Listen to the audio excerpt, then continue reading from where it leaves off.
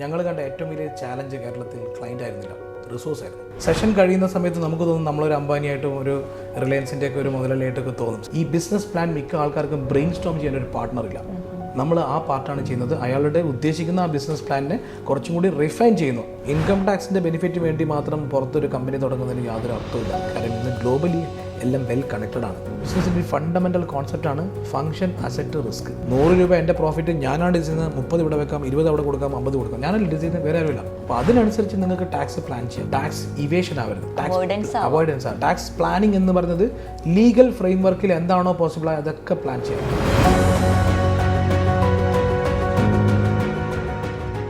A self-made entrepreneur with multiple business ventures, business mentor, career guidance expert, എല്ലാത്തിനും ഉപരി 22 വർഷത്തെ consulting അനുഭവമുള്ള chartered accountant. ഇന്ന് നമുക്കൊപ്പമുള്ളത് കേരളത്തിന്റെ സ്വന്തം ഫിൻടാക്സ് മാൻ ശ്രീജിത്ത് കുനേലാണ്. Sir, welcome to the show. Thank you. ഒരു ചാർട്ടേഡ് അക്കൗണ്ടന്റിൽ നിന്ന് ഫിൻടാക്സ് മാനിലേക്കുള്ള ട്രാൻസിഷൻ ഒന്ന് പങ്കുവയ്ക്കാമോ? ചാർട്ടേഡ് അക്കൗണ്ടന്റിൽ നിന്ന് ഫിൻടാക്സ് മാൻ എന്ന ട്രാൻസാക്ഷനെക്കാട്ടും ഒരു ചാർട്ടേഡ് അക്കൗണ്ടിൽ നിന്ന് ഒരു ഓണ്ടർപ്രണർ എന്നുള്ള ഒരു ട്രാവലാണ് ആദ്യം. അത് കഴിഞ്ഞിട്ട് പിന്നീട് ഓണ്ടർപ്രണർ ആയതിനു ശേഷമാണ് ഞാനൊരു ഫിൻടാക്സ് മാൻ എന്നുള്ള ഒരു ചേഞ്ച് സംഭവിച്ചത്. ഞാൻ 2006 ചാർട്ടേഡ് അക്കൗണ്ടൻസി കോഴ്സ് പാസ്സായി. ഫോർച്ചുനേറ്റ്ലി ഞാൻ EY എന്ന് പറയുന്ന ഒരു മൾട്ടിനാഷണൽ കമ്പനിയിൽ ജോയിൻ ചെയ്തു. അന്ന് മുതൽ ഓൾമോസ്റ്റ് ഒരു ത്രൂ ഔട്ട് ദീസ് ഇയേഴ്സ് ഒരു എന്താ പറയുക multinational company EY, KPMG, Deloitte, Grant Thornton, Bangalore ഉണ്ടായിരുന്നു, ചെന്നൈയിലുണ്ടായിരുന്നു. I was heading KPMG tax practice for the Kerala region, പിന്നെ EY Kuwait and Deloitte Qatar. അത്രയും വർഷത്തെ ഒരു ജേണി കഴിഞ്ഞിട്ട്, ഒരു 14 ഇയേഴ്സ് ജേണി കഴിഞ്ഞിട്ട് ഞാൻ 2018 ക്യാപിറ്റൽ എന്നുള്ള സ്ഥാപനം സ്റ്റാർട്ട് ചെയ്യുന്നത്. 2018 അതിനുശേഷം 2018 കഴിഞ്ഞു. 2020 പ്രവാസി ടാക്സ് എന്നുള്ള വേറൊരു കമ്പനി തുടങ്ങി. NRIസിന് വേണ്ടി മാത്രം കൺസൾട്ടേഷൻ ചെയ്യുന്നത്. ക്യാപിറ്റൽ എന്നൊരു ബിസിനസ് കൺസൾട്ടിങ് ഫേമാണ്. അപ്പോൾ ഈ 2018 2020 കൂടി ഞങ്ങൾ പെട്ടെന്ന് വളർന്നു. ഇൻഫാക്ട് 2020 കോവിഡ് സമയത്ത് സത്യം പറഞ്ഞാൽ ഞങ്ങൾ വളർന്നു. ഈ 2020 കോവിഡ് സമയത്ത് പെട്ടെന്ന് ഒരു ഗ്രോത്ത് വന്നപ്പം ഞങ്ങൾ we hired many chartered accountants. അത്യാവശ്യം വി ഹയർ ചെയ്തു. CA കൂടുതൽ സീനിയർ ചാർട്ടേഡ് അക്കൗണ്ടൻസിനെ ഹയർ ചെയ്തു. അവരെല്ലാവരും ഓൺ ബോർഡായി. പിന്നീടുള്ള ഒരു ഗ്രോത്തിൽ ഞങ്ങൾ കണ്ട ഏറ്റവും വലിയ ചാലഞ്ച് കേരളത്തിൽ ക്ലയൻ്റ് ആയിരുന്നില്ല, റിസോഴ്സ് ആയിരുന്നു. നമുക്ക് ജോലി ചെയ്യാൻ ആളെ കിട്ടുന്നില്ല.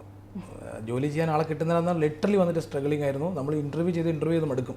ഈവൻ അത്യാവശ്യം ക്വാളിഫൈഡ് ആയിട്ടുള്ള ഈ ക്വാളിഫിക്കേഷനുള്ള CA, ACCA അതുപോലത്തെ ആൾക്കാരെ ഇൻ്റർവ്യൂ ചെയ്തത് നമുക്ക് ആളെ കിട്ടുന്നില്ല. അങ്ങനെ കണ്ടപ്പം ഞാൻ മനസ്സിലാക്കിയത് ഇത് എൻ്റെ കൺസേൺ തന്നെയാണ്, കേരളത്തിലെ മിക്ക ഓണ്ടർപ്രണേഴ്സിൻ്റെ അതേ കൺസേൺ. നല്ല ആളെ കിട്ടുന്നില്ല. അങ്ങനെയാണ് ഞങ്ങൾ സ്പെഷ്യൽ 40 എന്നുള്ള കോൺസെപ്റ്റ് 2023 ലോഞ്ച് ചെയ്തു. 2022 അതിൻ്റെ ജേർണി സ്റ്റാർട്ട് ചെയ്തു. ഒരു വർഷം ഞങ്ങളുടെ സിലബസ് ഡെവലപ്പ് ചെയ്തു. 2023 ഞങ്ങൾ ഈ കാണുന്ന ഫെസിലിറ്റിയിൽ ഞങ്ങളത് ലോഞ്ച് ചെയ്തു 2023. അപ്പോൾ സ്പെഷ്യൽ 40 തുടങ്ങിയ സമയത്ത് കുട്ടികൾ വന്നത് കേരളത്തിൻ്റെ മിക്ക സ്ഥലത്തു നിന്നാണ്. ഈ മലപ്പുറം, കോട്ടയം, കൊല്ലം, തലശ്ശേരി, അങ്ങനെ പല സ്ഥലത്ത്. എനിക്ക് കൺസൾട്ടേഷൻ പ്രാക്ടീസ് ഉള്ളത് എറണാകുളത്ത് മാത്രമാണ്. അപ്പോൾ മലപ്പുറത്തും കണ്ണൂരുമുള്ള ഒരു ക്ലയൻറ്റിനെ എങ്ങനെ ഇവിടെ എത്തിക്കാം എന്നുള്ള കോൺസെപ്റ്റിലാണ് ഞാൻ ഫിൻടാക്സ് മാൻ എന്ന് പറയുന്ന കോർപ്പറേറ്റ് ട്രെയിനിങ് തുടങ്ങിയത്. ബിസിനസ് ഓണേഴ്സിന് വേണ്ടി ഫിൻടാക്സ് മാൻ എന്നുള്ള പേരിൽ ഞങ്ങൾ കോർപ്പറേറ്റ് ട്രെയിനിങ് തുടങ്ങി. ഇന്ന് ഞാൻ മാസം 2 സെഷൻ നടത്തും. ഡിഫറെൻറ്റ് ടോപ്പിക് ഫിൻടാക്സ് മാനിന് വേണ്ടിയിട്ട് ഡീറ്റെയിൽ ആയിട്ട് പറയാം. ഇപ്പം മൈസൂരിൽ നിന്ന് വരെ ആൾക്കാർ ഇവിടെ വരും. അതായത് അവർ അത്രയും ദൂരത്തു നിന്ന്, മൈസൂരിൽ നിന്നും കണ്ണൂരിൽ നിന്നും ആൾക്കാർ ഇവിടെ വരുന്നുണ്ട്. അപ്പോൾ നമ്മൾ ഉണ്ടാക്കിയെടുത്ത ഫിൻടാക്സ് മാൻ്റെ ഒരു പർപ്പസ് എന്ന് പറയുന്നത് ഒരു എംപ്ലോയറും ഒരു എംപ്ലോയിയും ഒരേ ക്ലാസ് റൂമിലിരുന്ന് ക്ലാസ് അറ്റൻഡ് ചെയ്യുന്നതിൻ്റെ പ്രത്യേകത. ഇത്രയും ദൂരത്ത് വരുമ്പോൾ അത് ചോദിക്കും എന്താ ഈ ഫെസിലിറ്റി, എന്താണ് ഇവിടെ, എന്താണ് ഈ സംഭവം എന്ന് ചോദിക്കുമ്പം നമ്മൾ പറയും ഞങ്ങളിവിടെ സ്പെഷ്യൽ 40 എന്നുള്ള കുട്ടികളെ പഠിപ്പിക്കുന്നുണ്ട്. അപ്പോൾ അവർ പറയും ഞങ്ങൾക്കും നല്ലൊരു അക്കൗണ്ടൻറ്റ് വേണമെന്ന് പറയും. അതിനാണ് ഒരു ചാർട്ടേഡ് അക്കൗണ്ടിൽ നിന്ന് ഫിൻടാക്സ് മാൻ എന്നുള്ള ജേർണി. അതാണ്, അല്ലാണ്ട് ഞാനൊരു കോർപ്പറേറ്റ് ട്രെയിനർ അല്ല.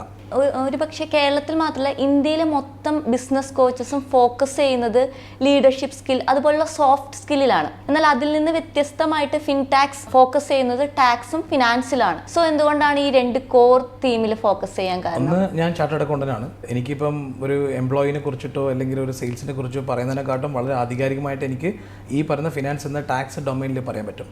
ഞാൻ കേരളത്തിൽ ഒന്ന് നോക്കിയപ്പം കൂടുതലും കോർപ്പറേറ്റ് ട്രെയിനേഴ്സ് ഉള്ളത് ഈ പറയുന്ന ഡൊമൈനിലാണ്. ലീഡർഷിപ്പ്, സെയിൽസ്, കൂടുതലും മെൻറ്റർഷിപ്പ് റോള.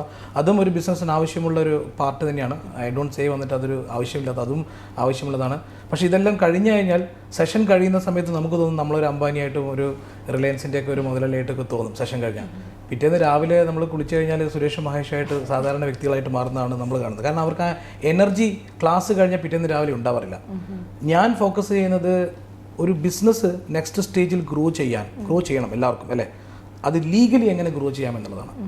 ലീഗലി എങ്ങനെയാണ് ഗ്രോ ചെയ്യേണ്ടത്? നിങ്ങളുടെ അക്കൗണ്ടിങ് സിസ്റ്റംസ്, നിങ്ങളുടെ ഫിനാൻഷ്യൽ മാറ്റേഴ്സ്, ടാക്സേഷൻസ്, റെഗുലേറ്ററി മാറ്റേഴ്സ്, അങ്ങനെ ഒരുപാട്. അതായത് ഒരു ബിസിനസ്സിൽ, ഇന്ത്യയിൽ ബിസിനസ് നടത്തുന്ന സമയത്ത് ഒരുപാട് നിയമവശങ്ങളും നമ്മൾ ഫോളോ ചെയ്യണം.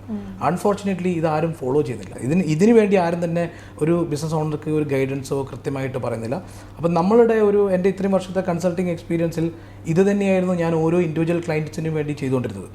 എൻ്റെ ഒരു ക്ലയൻറ്റ് വന്നു കഴിഞ്ഞാൽ ഞാൻ മൊത്തത്തിൽ പടം വരച്ചു കൊടുക്കും, ഇങ്ങനെയാണ് സെർച്ച് ചെയ്യേണ്ടത്, അതിൻ്റെ നിയമവശങ്ങൾ. നമ്മൾ specialise in these laws, income tax act, GST, company law, FEMA. അപ്പോൾ ഈ പറയുന്ന നിയമവശങ്ങളിൽ നമ്മൾ കുറച്ചും കൂടി സ്പെഷ്യൽ നോളജ് ഉള്ളത് കൊണ്ട് അതിനെ ഒരു കോഴ്സാക്കി പറ്റും. ഇവിടെ വരുന്നത് വരെ ഫിൻടാക്സ് ഒരു ബിസിനസ്സിനെ ഫോക്കസ് ചെയ്തിട്ടുള്ള ഒരു ട്രെയിനർ എന്ന നിലയിലായിരുന്നു. എന്നാൽ ഇവിടെ വന്നപ്പോഴാണ് വളരെ വലിയൊരു എസ്റ്റാബ്ലിഷനാണ്, ബിസിനസ്സിന് വേണ്ട എംപ്ലോയീസിന് നൽകാൻ വരെ ഒരു ട്രെയിനിങ് നൽകുന്നുണ്ട് എന്ന് മനസ്സിലായത്.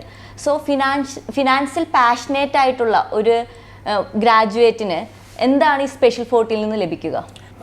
ഞാൻ നേരത്തെ പറഞ്ഞതുപോലെ ഈ സ്പെഷ്യൽ 40 എന്നുള്ള കോൺസെപ്റ്റ് ഞാൻ ആശയം കൊണ്ടുവന്ന റീസൺ, കേരളത്തിൽ ഫിനാൻസ് മാനേജർ എന്ന പ്രൊഫൈൽ വളരെ കുറവാണ്. ഫിനാൻസ് മാനേജർ കൂടുതലും BCom കഴിഞ്ഞ കുട്ടികളൊക്കെ അക്കൗണ്ടന്റ്മാരാണ്. ഈ ഫിനാൻസ് മാനേജർ CFO എന്ന റോള് കൂടുതലും ഹാൻഡിൽ ചെയ്യുന്നത് ചാർട്ടേഡ് അക്കൗണ്ടൻസ് ആണ്. കാരണം ചാർട്ടേഡ് അക്കൗണ്ടൻസിന് മാത്രമേ ഈ ഇന്റേൺഷിപ്പ്, ആർട്ടിക്കിൾഷിപ്പ് എന്നുള്ള ട്രെയിനിങ് പ്രോഗ്രാം ഉള്ളൂ. അപ്പം മിക്ക ഒരു മീഡിയം സൈസ് കമ്പനികൾക്കും ഒരു ചാർട്ടേഡ് അക്കൗണ്ടന്റിനെ അഫോർഡ് ചെയ്യാൻ പറ്റത്തില്ല ലോങ് ടേം. കാരണം അവരുടെ സാലറി എന്ന കോസ്റ്റ് വന്നിട്ട് വർഷങ്ങളോളം കൂടി വരുന്ന സമയത്ത് ഒരു സമയം കഴിഞ്ഞാൽ അവർ വേറെ സ്ഥലത്തേക്ക് പോകും. അപ്പോൾ ഇങ്ങനെ ഒരു ഓണ്ടർപ്രണറുടെ ഒരു ജേണിയിൽ, ഒരു ബിസിനസ് ഓണറുടെ ജേണിയിൽ അൺഫോർച്ചുനേറ്റ്ലി ഈ ബ്രെയിൻ സ്റ്റോം ചെയ്യാൻ പറ്റുന്ന, ഒരു ലോങ് ടേം ട്രാവൽ ചെയ്യാൻ പറ്റുന്ന ഫിനാൻസ് മാനേജേഴ്സ് കുറവാണ്. കൂടുതലും എല്ലാവരും അക്കൗണ്ടന്റ്മാരാണ്. ബില്ലടിക്കുക, എക്സ്പെൻസ് ബുക്ക് ചെയ്യാന്നല്ലാതെ അതിൽ കൂടുതൽ ആർക്കും വിഷനില്ല. ആ ഒരു ഗ്യാപ്പ് ഞാൻ കണ്ടിട്ടാണ് ഞാൻ വിചാരിച്ചു എന്തുകൊണ്ട് ഈ പറയുന്ന BCom ഗ്രാജുവേറ്റിനും നാളെ ഒരു ഫിനാൻസ് മാനേജർ എങ്ങനെ ആകാം. അങ്ങനെയാണ് ഞങ്ങൾ സ്പെഷ്യൽ 40 എന്നുള്ള ഒരു കോൺസെപ്റ്റ് നമ്മൾ ഡെവലപ്പ് ചെയ്തത്. അപ്പോൾ തിയറിറ്റിക്കലി മനസ്സിലാക്കിക്കോളൂ, നമ്മൾ പഠിക്കുന്ന ഏത് സബ്ജക്റ്റ് എടുത്തോട്ടെ, ഏത് വിഷയമായാലും ഏത് കോഴ്സായാലും 80% നമ്മുടെ ലൈഫിൽ നമ്മൾ യൂസ് ചെയ്യുന്നില്ല. ഇത് പഠിക്കുന്നത് പാസ്സാവാനും നോളജ് മാത്രമാണ് നമ്മൾ പഠിക്കണം, എന്നാൽ മാത്രമേ പരീക്ഷ എക്സാമിനേഷൻ ക്വാളിഫൈ ചെയ്യാൻ പറ്റത്തുള്ളൂ. അതുകൊണ്ടാണ് നമ്മൾ പഠിക്കുന്നത്. പക്ഷേ 80% ലൈഫിൽ നമ്മൾ യൂസ് ചെയ്യുന്നില്ല. ഇൻകം ടാക്സിൻ്റെ അടുത്തോളം 20% മാത്രമേ നമ്മൾ ഫുൾ ടൈം യൂസ് ചെയ്യുന്നുള്ളൂ. ബാക്കി 80% സൈലൻ്റ് ആണ്, നമ്മൾ യൂസ് ചെയ്യാറില്ല. അങ്ങനെയാണ് മൊത്തം കോഴ്സും. പക്ഷേ ഈ 20% എന്താണെന്ന് ആർക്കും അറിയില്ല, എന്താണ് റിയൽ ലൈഫിൽ യൂസ് ചെയ്യുന്നത്. ആ 20% ആണ് നമ്മുടെ സിലബസ്. സ്പെഷ്യൽ 40 എന്ന കോൺസെപ്റ്റ് കൊണ്ട് നമ്മൾ നോക്കുന്നത് നാളെ കേരളത്തിലെ ഒരു ബിസിനസ് ഓണർക്ക് ഒരു ഫിനാൻസ് മാനേജറെ ഞങ്ങൾക്ക് കൊടുക്കാൻ പറ്റും. അതാണ് എൻ്റെ ഒരു വിഷൻ. ഒരു 5 വർഷം കഴിഞ്ഞാൽ മിക്ക ഓണ്ടർപ്രണർക്കും നല്ല സ്കിൽഫുൾ ആയിട്ടുള്ള ഫിനാൻസ് മാനേജറെ നമുക്ക് കൊടുക്കാൻ പറ്റും എന്നുള്ളതാണ്. അങ്ങനെയാണ് ഞങ്ങൾ ഈ സ്പെഷ്യൽ 40 എന്നുള്ള സ്റ്റാർട്ട് ചെയ്തത്. സോ ഒരു ബിസിനസ് പ്ലാൻ മാത്രമുള്ളൊരു വ്യക്തിക്ക് ഫിൻടാക്സ് നൽകുന്ന സേവനങ്ങൾ എന്തൊക്കെയാണ്? ബിസിനസ് പ്ലാൻ എന്ന് പറയുമ്പം എല്ലാവരുടെയും ഹോപ്പാണ് ഈ ബിസിനസ് പ്ലാൻ. ഡോക്യുമെന്റഡ് അല്ല ഈ ബിസിനസ് പ്ലാൻ. എല്ലാവരുടെയും ഹോപ്പാണ്, വിഷനാണ്, ചെയ്യാം എന്നുള്ളത്. ഞങ്ങൾക്ക് സൗദി പോകണം, ദുബായ് പോകണം, മൊത്തം സൗത്ത് ഇന്ത്യയിൽ പോകണം എന്നൊരു പ്ലാനാണ്. പക്ഷേ ഈ പ്ലാൻ എന്ന് പറയുന്ന സംഭവം ആരും എക്സിക്യൂട്ട് ചെയ്തില്ല, ആരും ഇതിൻ്റെ കൂടെ ട്രാവൽ ചെയ്യുന്നില്ല. നമ്മൾ time travel is very important. അതിപ്പോൾ മണി ആയാലും ശരി, നമ്മുടെ കരിയർ ആയാലും ശരി, നമ്മുടെ ഏത് പ്രൊഫഷൻ ആയാലും നമ്മൾ അതിൻ്റെ കൂടെ ട്രാവൽ ചെയ്യണം. ഈ ട്രാവൽ ചെയ്യുന്ന സമയത്ത് നമുക്ക് ഒരുപാട് ചാലഞ്ചസ് ഉണ്ടാകാം. ഈ ചാലഞ്ചസ് ആരും തന്നെ നമ്മൾ സ്വപ്നം കാണുമ്പോൾ ചാലഞ്ചസ് ഒന്നും കാണില്ല. നമ്മൾ കാണുന്നതൊക്കെ വളരെ നല്ല വശങ്ങളായിരിക്കും അല്ലേ. അപ്പോൾ ഈ ബിസിനസ് പ്ലാൻ ഒരാളും തന്നെ ബ്രെയിൻ സ്റ്റോം ചെയ്യുന്നില്ല. അതായത് ബ്രെയിൻ സ്റ്റോം ചെയ്യാന്ന് പറഞ്ഞാൽ ഒരു ബിസിനസ് പ്ലാൻ എക്സിക്യൂട്ട് ചെയ്യുന്ന സമയത്തുള്ള ചാലഞ്ചസും റിസ്ക്കും ആരും ഐഡന്റിഫൈ ചെയ്യുന്നില്ല. നമ്മളൊരു ബിസിനസ് പ്ലാൻ ഒരു സ്റ്റാഫിനോട് പറഞ്ഞു കഴിഞ്ഞാൽ നമ്മൾ എന്താ പറയുക, സാറ് സെറ്റാണ്, സൂപ്പറാണ്, ചെയ്തോണെന്ന് പറയും അല്ലേ. നമ്മളെ വീട്ടിൽ പോയിട്ട് വൈഫിനോട് സംസാരിക്കും നമ്മുടെ ബിസിനസ് പ്ലാൻ. എത്ര പേര് സംസാരിക്കില്ല. ഈ ബിസിനസ് പ്ലാൻ മിക്ക ആൾക്കാർക്കും ബ്രെയിൻ സ്റ്റോം ചെയ്യാൻ ഒരു പാർട്ട്ണർ ഇല്ല. നമ്മൾ ആ പാർട്ടാണ് ചെയ്യുന്നത്. അയാളുടെ ഉദ്ദേശിക്കുന്ന ആ ബിസിനസ് പ്ലാനിനെ കുറച്ചും കൂടി റിഫൈൻ ചെയ്യുന്നു. പ്ലാൻ എന്തിനു വേണ്ടി, ഏത് പ്ലാനിനും വാല്യൂ ഉണ്ടാകുന്നത് തേർഡ് പേഴ്സൺ പെർസ്പെക്റ്റീവിലാണ്. നമ്മൾ ചെയ്യുമ്പോൾ നമുക്കെല്ലാം വലിയ വാല്യൂ ആയിരിക്കും അല്ലേ. വേറൊരു വ്യക്തി കാണുമ്പോഴാണ് അതിൻ്റെ വാല്യൂ കുറയുന്നത് അല്ലേ. വേറൊരു വ്യക്തിയിൽ കൂടി നമ്മൾ ആ പ്ലാനിനെ റീവിസിറ്റ് ചെയ്യുന്ന സമയത്ത് നിങ്ങളുടെ ബിസിനസ് പ്ലാൻ കുറച്ചും കൂടി റിഫൈൻഡ് ആവും, കുറച്ചും കൂടി എക്സിക്യൂട്ടബിൾ പ്ലാൻ ആവും, കുറച്ചും കൂടി ഇംപ്ലിമെൻറ്റ് ചെയ്യാൻ പറ്റുന്ന രീതിയിൽ പ്ലാൻ ആവും. അതാണ് ഫിൻടാക്സ് മാൻ കൊണ്ട് ചെയ്തത്. ഇപ്പോൾ കേരളത്തിലായാലും ഇന്ത്യയിലായാലും സ്റ്റാർട്ടപ്പുകളുടെ ഒരു കാലമാണ്. സോ ഒരു സ്റ്റാർട്ടപ്പിനെ താങ്കൾ എങ്ങനെയാണ് നോക്കിക്കാണുന്നത്? അതുപോലെ ഒരു സ്റ്റാർട്ടപ്പായി നിലനിൽക്കണമെങ്കിൽ ഒരു കമ്പനി ഫോളോ ചെയ്യേണ്ട ചെറിയ ചെറിയ കാര്യങ്ങൾ എന്തൊക്കെയാണ്? സ്റ്റാർട്ടപ്പ് എന്ന കോൺസെപ്റ്റ് തന്നെ മിക്ക ആൾക്കാരും തെറ്റിദ്ധാരണയാണ്. ഈ സ്റ്റാർട്ടപ്പ് എന്ന് പറയുന്നത് ഒരു ഗ്രാജുവേറ്റ് ഒരു പുതിയൊരു വിഷനോട് കൂടി ഒരു പുതിയ കമ്പനി സ്റ്റാർട്ട് ചെയ്ത് കഴിഞ്ഞാൽ നമുക്ക് അതിനെ സ്റ്റാർട്ടപ്പ് എന്ന് പറയാം. കാരണം he started A very new venture അല്ലേ. പക്ഷേ ഒരു 20 വർഷത്തെ എക്സ്പീരിയൻസ് ഉള്ള ഒരു ഓണ്ടർപ്രണർ അദ്ദേഹം ഒരു പുതിയ കമ്പനി തുടങ്ങിയാൽ അതിനെ സ്റ്റാർട്ടപ്പ് എന്ന് പറയും. കാരണം he carries 20 years of experience. കാരണം ഒരു ഗ്രാജുവേറ്റ് ഒരു കമ്പനി തുടങ്ങിയാൽ പോകുന്ന ഒരു ജേണി ആയിരിക്കില്ല. ഒരു 20 വർഷത്തെ ഒരു എക്സ്പീരിയൻസ്ഡ് ആയിട്ടുള്ള ഒരു ഓണ്ടർപ്രണർ ഒരു പുതിയ കമ്പനി തുടങ്ങിയത്. രണ്ടിനെയും സ്റ്റാർട്ടപ്പ് എന്ന് വിളിക്കുന്ന അതേ കണ്ടുകൊണ്ട് കാണാൻ ബുദ്ധിമുട്ടാണ്. പക്ഷേ ഇന്ത്യയിൽ സ്റ്റാർട്ടപ്പിന് പല രജിസ്ട്രേഷൻസ് ഉണ്ട്. സ്റ്റേറ്റ് ഗവൺമെൻറ്റിൻ്റെ, കേരള ഗവൺമെൻറ്റിൻ്റെ സ്റ്റാർട്ടപ്പ് റെക്കഗ്നിഷൻ ഉണ്ട്. പിന്നെ DPIIT എന്ന് പറഞ്ഞ് വേറൊരു റെക്കഗ്നിഷൻ ഉണ്ട്. അതുപോലെ തന്നെ ഇന്റർ മിനിസ്ട്രിയൽ ബോർഡ് എന്ന് പറഞ്ഞാൽ സെൻട്രൽ ഗവൺമെൻറ് വേറെ റെക്കഗ്നിഷൻ ഉണ്ട്. ഈ 3 റെക്കഗ്നിഷൻ്റെ 3 സ്റ്റാറ്റസാണ്. മിക്ക ആൾക്കാർക്കും അറിയില്ല ഈ പറഞ്ഞ സ്റ്റാർട്ടപ്പ് എന്നുള്ളത്. നോർമലി എൻ്റെ ഒരു വിഷൻ വെച്ച് പറയുകയാണെങ്കിൽ സ്റ്റാർട്ടപ്പ് എന്ന് പറയുന്ന ഒരു കാര്യം വരുമ്പം നമ്മൾ അറ്റ്ലീസ്റ്റ് വന്നിട്ട് ഒരു പ്രോഡക്റ്റ് ഉണ്ടായിരിക്കണം. ആ പ്രോഡക്റ്റ് ഒരു പ്രോബ്ലത്തിനെ അഡ്രസ്സ് ചെയ്യുന്നതായിരിക്കണം.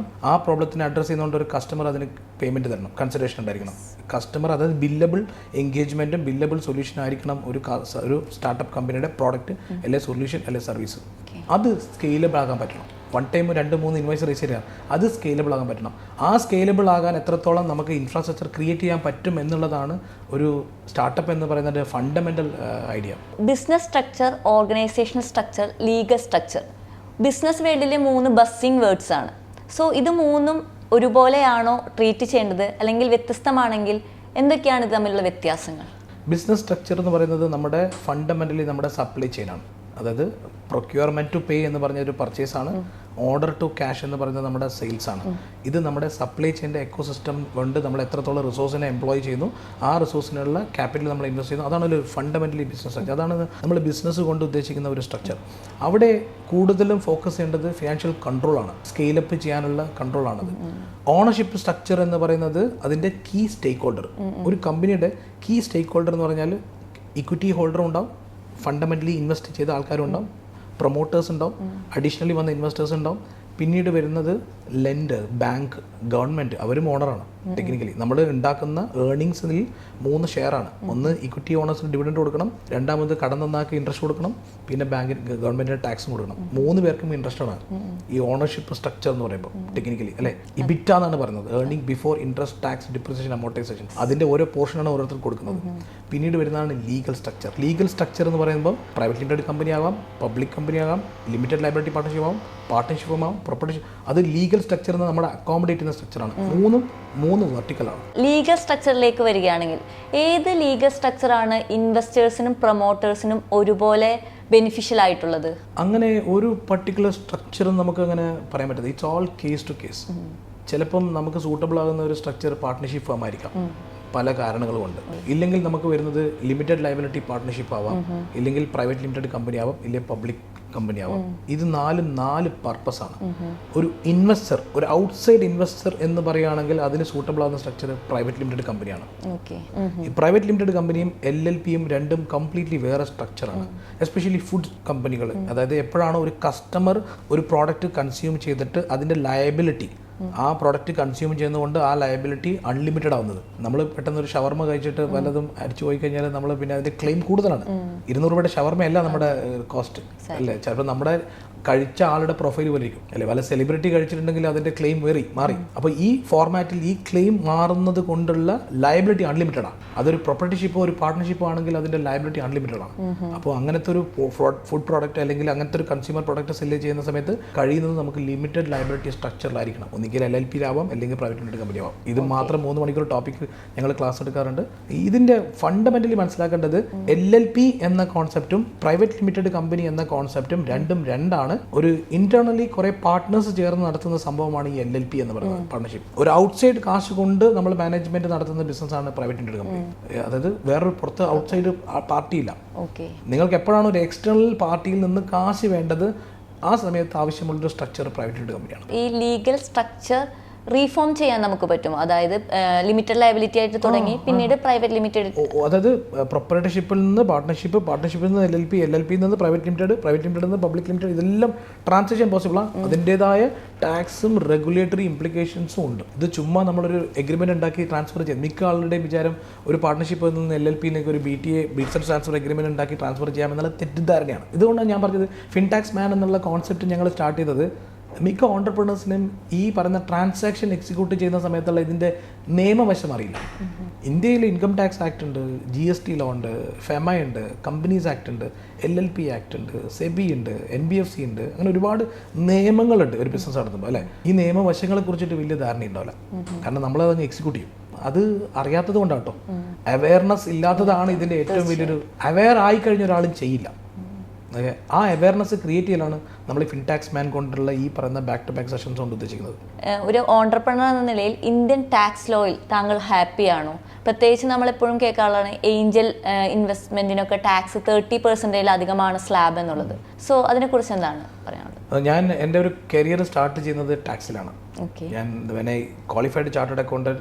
മിക്ക ആൾക്കാരും ഓഡിറ്റ് എന്ന് പറഞ്ഞ സ്റ്റാറ്റ്യൂട്ടറി ഓഡിറ്റ് അതാണ് കുറച്ചും കൂടി ഫേവറേറ്റ് ആയിട്ട് ഒരുപാട് പേര് പോകുന്ന ഒരു ഫീൽഡ്. ഞാൻ ചൂസ് ചെയ്തത് നിയമങ്ങളിലാണ്, ഈ tax and regulatory law, FEMA, income tax, അതായത് ബിസിനസ് നടത്തുന്നതിന് ബന്ധപ്പെട്ടിട്ടുള്ള ടാക്സ് ലോയിലാണ് നമ്മൾ സ്പെഷ്യലൈസ് ചെയ്തത്. എൻ്റെ ഇത്രയും വർഷത്തെ എക്സ്പീരിയൻസിൽ എനിക്ക് പറയാൻ പറ്റുന്നത് Indian tax law is one of the advanced tax law in the world. അതായത് നമ്മളുടെ ഫോർസീ ചെയ്യുന്നത് ഫ്യൂച്ചർ ബിസിനസ് വളരെ അഡ്വാൻസ്ഡ് സ്റ്റേജിൽ കണ്ടിട്ടാണ് ഇന്ത്യയുടെ income tax. Even though income tax act 1961 എന്ന് പറയുമ്പം അത്രയും പഴക്കമുള്ള നിയമമല്ല, വളരെ അഡ്വാൻസ്ഡ് ആണ്. കാരണം എല്ലാ വർഷവും അമെൻമെൻറ്റ് ബഡ്ജറ്റ് വരുന്നത് നമ്മളൊരു 5 വർഷത്തിൻ്റെ ബിസിനസ്സിൻ്റെ മോഡൽ പ്ലാൻ ചെയ്തിട്ടാണ് നമ്മുടെ നിയമങ്ങളുള്ളത്. ഇൻകം ടാക്സ് ആക്ട് ഞാൻ എപ്പോഴും എല്ലാ ക്ലാസ്സിലും പറയുന്നൊരു കാര്യമാണ്. ഇന്ത്യ എന്ന് പറയുന്നത് ബിഫോർ 2017 ഒരു ഇന്ത്യയാണ്, ആഫ്റ്റർ 2017 വേറൊരു ഇന്ത്യയാണ്. 2017 വാസ് ദ ഇയർ ഇന്ത്യയുടെ എക്കണോമിക് സിസ്റ്റത്തിൽ ഒരുപാട് ചേഞ്ച് സംഭവിച്ച വർഷമാണ്. GST, demonetisation, income tax, cash handling, അത് റിയൽ എസ്റ്റേറ്റിൽ, ഈവൻ മൂവി ഇൻഡസ്ട്രിയിൽ, all those sectors has been actually been government cap ചെയ്തു. അതായത് പ്രൊജക്ട് ഇൻസൈറ്റ് എന്ന് പറഞ്ഞിട്ട് ഒരു പ്രൊജക്റ്റ് ഉണ്ട്, എത്ര പേർക്ക് അറിയുമെന്ന് എനിക്കറിയില്ല. പ്രൊജക്ട് ഇൻസൈറ്റ് 2017 വന്ന പ്രൊജക്റ്റാണ്. അതിൻ്റെ എഫക്റ്റാണ് നമ്മളിപ്പോൾ കാണുന്നത് ഇൻകം ടാക്സ്. ഒരു വെബ്സൈറ്റ് ഉണ്ടാക്കാൻ ഗവൺമെൻറ് സ്പെൻഡ് ചെയ്ത് സിഗ്നിഫിക്കൻ്റ്. യൂട്യൂബ് നിങ്ങളൊന്ന് ഗൂഗിൾ സെർച്ച് ചെയ്താൽ ഞങ്ങൾക്ക് ഇൻഫോസിസ് ഡെവലപ്പ് ചെയ്ത incometax.gov.in എന്ന് പറയുന്ന വെബ്സൈറ്റിൻ്റെ ഇൻവെസ്റ്റ്മെൻറ്റ് ഹ്യൂജാണ്. ഇവർ ഒഫീഷ്യലി പറഞ്ഞ 1400 കോടി എന്നൊക്കെയാണ് പറയുന്നത്. അറിയില്ല എത്രയാണ് സത്യം എന്നുള്ളത്. പക്ഷേങ്കിൽ അത്രമാത്രം ഇൻവെസ്റ്റ്മെൻറ്റ് ചെയ്ത ഒരു സൈറ്റ് AI ഡ്രിവൺ ആണ്. നമ്മുടെ ഇന്ന് പാനും ആധാറും വെച്ചിട്ട് every transaction is been tract. UPI അല്ല, നമ്മളെല്ലാം ചിലവാക്കുന്ന UPI വഴിയാണ്, ഗൂഗിൾ പേ വഴിയാണ് അല്ലേ? ഇന്നൊരു ചായ കച്ചവടം, മീൻ കച്ചവടം എല്ലാം നടക്കുന്നത് UPI വഴിയാണ്. ഓട്ടോക്കാരൻ എല്ലാവരും UPI വഴിയാണ്. പെയിൻറ്റ് എല്ലാം മൊത്തത്തിൽ സെഗ്മെൻറ്റ് മുഴുവൻ UPIയിലേക്ക് വന്നത് അല്ലേ? ഇവരെല്ലാം ട്രാക്ഡ് ആണ്. ഇവർക്ക് എല്ലാവർക്കും ടാക്സ് ഓഡിറ്റിൽ വരും, GST നിയമത്തിൽ വരും, GST ഓഡിറ്റിൽ വരും. ഒരു വർഷം നമ്മൾ ഏൺ ചെയ്യുന്നത് ഇത്രയാണല്ലേ? ഇന്ത്യയിൽ 142 കോടി ജനങ്ങൾ എത്ര പേര് ടാക്സ് അടയ്ക്കുന്നുണ്ടോ? വല്ല ഐഡിയ ഉണ്ടോ? 1.5 കോടി പേരെ ടാക്സ് അടയ്ക്കുന്നത്. 10 ലക്ഷത്തിൽ കൂടുതൽ വരുമാനം കാണിച്ച് ടാക്സ് അടയ്ക്കുന്നത് ആകെ 50-60 ലക്ഷം പേരേ ഉള്ളൂ മൊത്തം ഇന്ത്യയിൽ. 5 ലക്ഷം മുതൽ 10 ലക്ഷം വരെ വരുമാനം കാണിക്കുന്ന ജനസംഖ്യ എന്ന് പറയുന്നത് 1 കോടിയിലാണ്. 6-7 കോടി മാത്രമേ റിട്ടേൺ ഫയൽ ചെയ്യുന്നുള്ളൂ, ഇൻകം ടാക്സ് റിട്ടേൺ. ഇന്ത്യയുടെ എക്കണോമി നമുക്കറിയാം, 4th ലാർജസ്റ്റ് എക്കണോമി എന്നാണ് പറയുന്നത്. പക്ഷേ percentage of tax payers is very low compared with the global percentage. നമ്മളെന്തിനാ പൈസ ഉണ്ടാക്കുന്നത്? കാശ് ഉണ്ടാക്കുന്നത് ചിലവാക്കാനാണ് അല്ലേ? നമ്മൾ ചിലവാക്കുന്നത് മുഴുവൻ ട്രാക്റ്റാണ്. നമ്മൾ UPI വഴിയാണ് ചിലവാക്കിക്കൊണ്ടിരിക്കുന്നത് അല്ലേ? നമ്മുടെ എല്ലാ ചിലവും നമ്മുടെ ഡെബിറ്റ് സൈഡിൽ വന്നു. അപ്പോൾ നമ്മളൊരു വർഷം ഒരു പ്രോഫിറ്റ് ആൻഡ് ലോസ് അക്കൗണ്ട് ഉണ്ടാക്കി നമ്മൾ റിട്ടേൺ ഫയൽ ചെയ്യുന്നു. നമ്മളൊരു 10 ലക്ഷം രൂപ, 5 ലക്ഷം രൂപ അല്ലെങ്കിൽ 20 ലക്ഷം രൂപ നമ്മൾ ഇൻകം ടാക്സ് അടയ്ക്കുന്നു.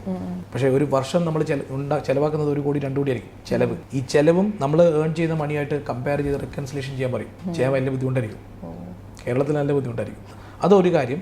പിന്നെ ആദ്യം ചോദിച്ച ടാക്സ് എന്ന് പറയുമ്പം ഏഞ്ചൽ ടാക്സ് എന്ന് പറഞ്ഞത് സ്റ്റാർട്ടപ്പ് കമ്പനികൾക്ക് അപ്ലിക്കബിൾ അല്ല. സ്റ്റാർട്ടപ്പ് DPIIT അപ്രൂവ്ഡ് സ്റ്റാർട്ടപ്പ് കമ്പനികൾക്ക് ഏഞ്ചൽ ടാക്സ് ഇല്ല. അങ്ങനെ ഏഞ്ചൽ ടാക്സ് എന്ന് പറഞ്ഞ കോൺസെപ്റ്റ് നിങ്ങൾ മനസ്സിലാക്കേണ്ടത്, ഒരു കമ്പനി വാല്യൂ ഇല്ലാത്ത കമ്പനി കൂടുതൽ വാല്യൂ ഉണ്ടെന്ന് കാണിച്ചിട്ട് ഒരു ഇൻവെസ്റ്ററെ കയ്യിൽ നിന്ന് കാശ് വാങ്ങിച്ചിട്ട് ഷെയർ കൊടുക്കുന്നു. അതാണ് ഏഞ്ചൽ ടാക്സ്. അതായത് 1 കോടി രൂപ വരെ വാല്യൂ ഇല്ലാത്ത കമ്പനി നമ്മൾ 10 കോടി വാല്യൂ ഉണ്ടെന്ന് കാണിച്ച് വാല്യൂ ചെയ്ത് ഫണ്ട് എടുത്തു കഴിഞ്ഞാൽ ടെക്നിക്കലി നമ്മൾ ഫോർസീ ചെയ്യല്ലേ?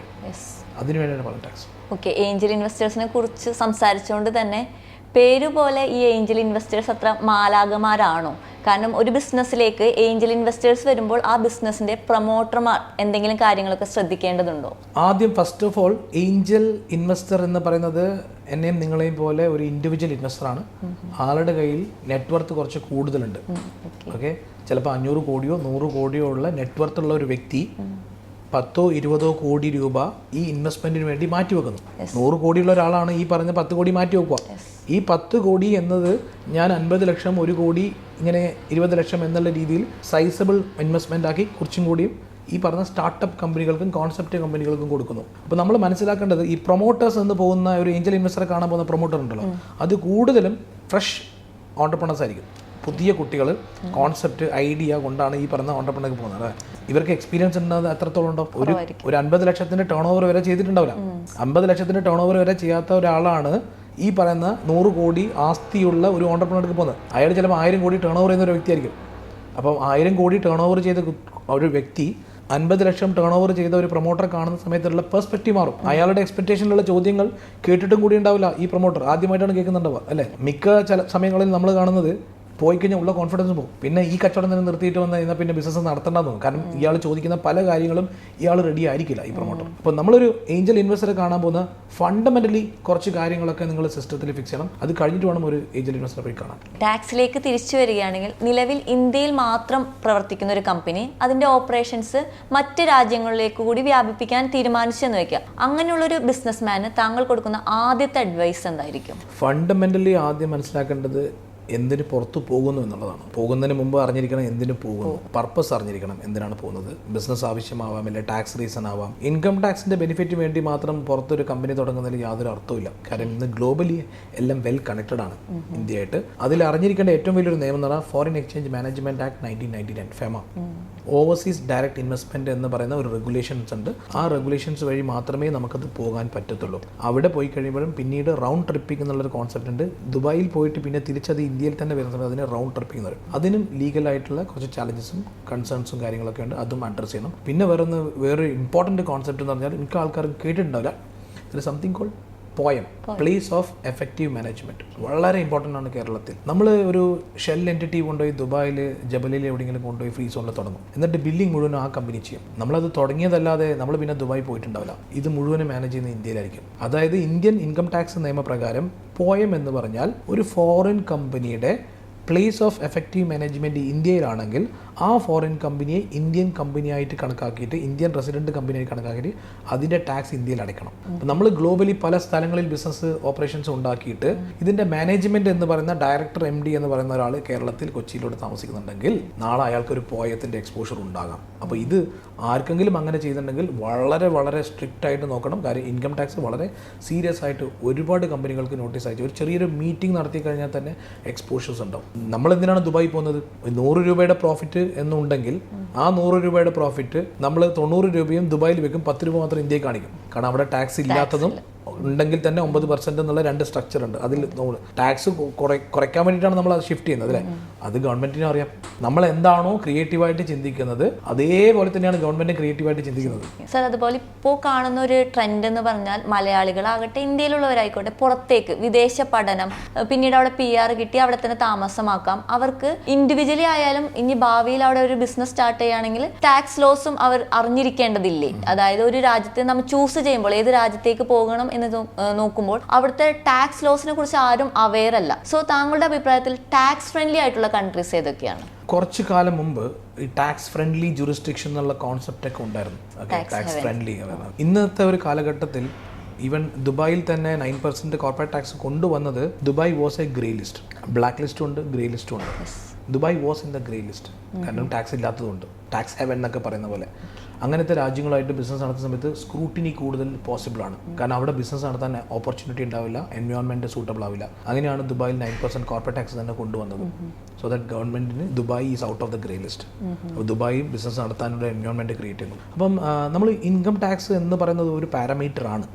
Of course it is one of the parameter. പക്ഷേ ബിസിനസ് നടത്താൻ അതല്ല പാരാമീറ്റർ. ബിസിനസ് നടത്താൻ ഫണ്ടമെൻ്റലി എന്ന് പറഞ്ഞാൽ കസ്റ്റമർ ബേസ് ആണ്, നമ്മുടെ പ്രോഡക്റ്റാണ്. നമ്മുടെ പ്രോഡക്റ്റിന് വാല്യൂ ക്രിയേറ്റ് ചെയ്തിട്ടൊരു കസ്റ്റമർ ബേസ് ഉണ്ടെങ്കിൽ അതിൽ നിന്ന് നമ്മൾ വാല്യൂ ക്രിയേറ്റ് ചെയ്യുന്നത് നമ്മൾ we are generating a profit. അത് നമുക്ക് നമ്മുടെ ബിസിനസ് മോഡലിനനുസരിച്ചിട്ട് നമുക്ക് പ്ലാൻ ചെയ്യാം. ബിസിനസ്സിൻ്റെ ഫണ്ടമെൻ്റൽ കോൺസെപ്റ്റാണ് ഫംഗ്ഷൻ, അസറ്റ്, റിസ്ക്. ഫംഗ്ഷൻ എവിടെയാണോ കൂടുതൽ, അസറ്റ് എവിടെയാണോ കൂടുതൽ, റിസ്ക് എവിടെയാണോ കൂടുതൽ, അവിടെയാണ് പ്രോഫിറ്റ് കൂടുതൽ. ഇത് മൂന്നും ഒരു ഓണ്ടർപ്രണറെ സംബന്ധിച്ചിടത്തോളം അയാൾക്കറിയാം, അയാളുടെ സ്വന്തമാണ്. അയാളാണ് ഡിസൈഡ് ചെയ്യുന്നത് ഇവിടെ ഫംഗ്ഷൻ ഇത്ര വയ്ക്കാം, ഇവിടെ അസറ്റ് ഇത്ര ചെയ്യാം, റിസ്ക് ഇവിടെ കൊണ്ടുപോകാം. അതിനനുസരിച്ച് ഞാനാണ് പ്രോഫിറ്റ് ഷിഫ്റ്റ് ചെയ്യുന്നത്. 100 രൂപ എൻ്റെ പ്രോഫിറ്റ് ഞാനാണ് ഡിസൈഡ് ചെയ്യുന്നത്. 30 ഇവിടെ വെക്കാം, 20 അവിടെ കൊടുക്കാം, 50 കൊടുക്കാം. ഞാനല്ല ഡിസൈഡ് ചെയ്യുന്നത്, വേറെ ആരുമില്ല. അപ്പോൾ അതിനനുസരിച്ച് നിങ്ങൾക്ക് ടാക്സ് പ്ലാൻ ചെയ്യാം. ടാക്സ് ഇവേഷൻ ആവരുത്, അവോയ്ഡൻസ് ആണ്. ടാക്സ് പ്ലാനിങ് എന്ന് പറയുന്നത് ലീഗൽ ഫ്രെയിം വർക്കിൽ എന്താണോ പോസിബിൾ ആയി അതൊക്കെ പ്ലാൻ ചെയ്യാം. അല്ലാണ്ട് അവിടെ ഒരു ഗ്രേ ഏരിയ ഉണ്ട്, അവിടെ ലാംഗ്വേജ് ക്ലിയർ അല്ല എന്നത് അതിനെ ഒരു റീസൺ ആക്കി വെച്ചിട്ട് നമ്മൾ ഒരിക്കലും പ്ലാൻ ചെയ്യാൻ പാടില്ല. വേറൊരു ഇമ്പോർട്ടൻ്റ് ആയിട്ട് കോൺസെപ്റ്റ് പറയാം. മിക്ക ഈ കോൺസെപ്റ്റുകളൊന്നും ചിലപ്പം ഓണ്ടർപ്രണർ കേട്ടിട്ടുണ്ടാവില്ല. There is something called GAR,